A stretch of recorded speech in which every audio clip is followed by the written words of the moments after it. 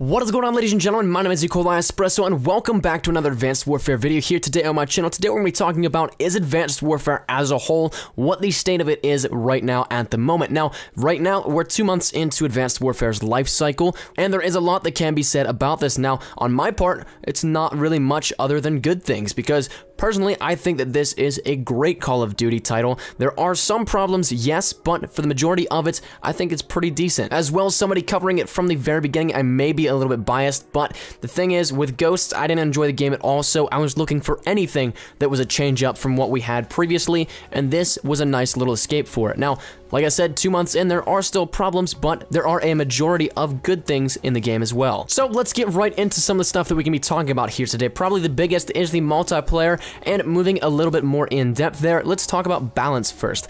Personally, I think it's pretty good. There are still some weapons that dominate, mainly the ASM-1 and the Ball 27. Those still dominate my loadouts, as well as the kill feeds. The ARX and the AK are actually pretty close behind it, so to me that's the big four that you're going to be seeing in Advanced Warfare. Those are the powerhouses, but other than that, there's not as many standouts, which is actually a nice thing. It helps to add to the balance factor of the weapon. There's no sniper that really annoys me. There's no LMG that can be sitting in a corner and outplay me too much. There's no SMG other than the ASM-1 that will really outdo me at range, all that kind of stuff. So in my mind, I think the balance for the weapons is actually pretty decent. With each patch, there are some bugs in the code, stuff like that, that can mess up how this will actually work. So maybe later on down the line, they won't be as great, but right now, I think that it's pretty balanced. Again, there's always going to be some standout weapons, and these four that we talked about, the ARX, the AK, the Ball 27, and the ASM-1, those are the big four right now, but it's nothing too major. The spawns, as with every single Call of Duty, are always going to be iffy. They still are at the moment, but they are certainly much better than they were. Depending on the game mode, that's really going to dictate how your spawns will actually play out. TDM, uplink, and hardpoint can be a bit spotty at times, but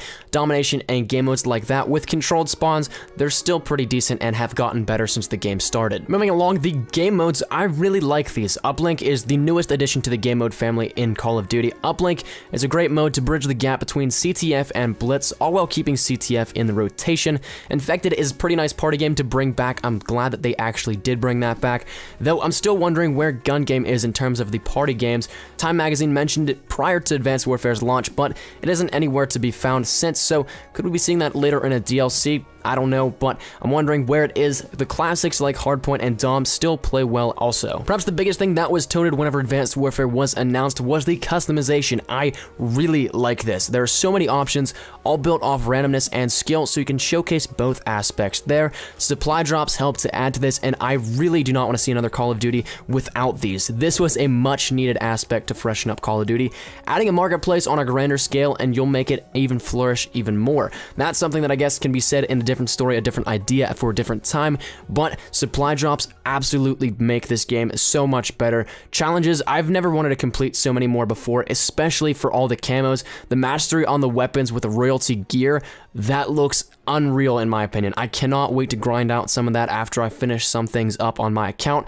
There's so much loot for so many cool challenges, and really the customization just blows any other title out of the water. The skill gap, you can definitely see who's good and who isn't. Yes, it's not land, so there always will be some stuff that won't seem fair and will occur, but it comes down to skill a lot. Movements are key. You can definitely tell the people that have mastered the movements in the game and who haven't. Skill-based matchmaking may not be the best, but it's something that we have to deal with, and something that I guess we can talk more later at a different time. Moving along away from multiplayer, we're going to go a little bit into the campaign and co-op here of Advanced Warfare just very briefly. The co-op was absolutely great. It was compelling and kept my interest. I usually love to do the campaign first, but Ghost didn't hold my attention at all, so I was a little bit wary of what I was getting into in terms of the campaign, but I'm glad that I reverted back and did the Advanced Warfare campaign right off the bat. It had some really nice twists, as well as, spoiler alert, it could lead to a second Advanced Warfare. Personally, I love the campaign a lot, but moving over into co-op, Exo Survival is a nice little placeholder and carry on. It's a nice little decent outlet to those who still want to play but don't necessarily want to try too hard, as well as with the arrival of Exo Zombies with the Havoc DLC coming as a fourth new mode, Exo Zombies.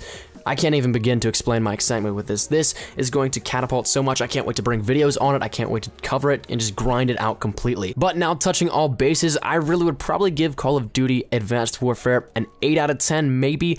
9 out of 10 and a 10 out of 10 just seem pretty unrealistic in my opinion. It'd have to be a Game of the Year candidate, which Call of Duty, even though it is every year considered, I don't really think that it is. It's something that is quite repetitive in how it actually is delivered, though Advanced Warfare does stray away from that and makes a very great case for how it's actually played, in my opinion.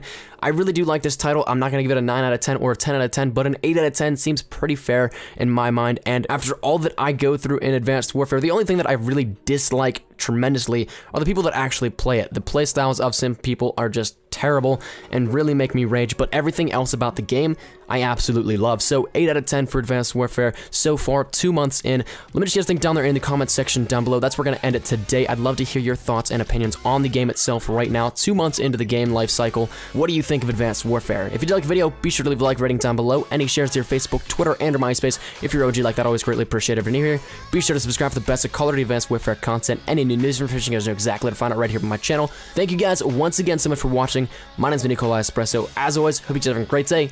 I shall see you guys tomorrow. Take care and peace.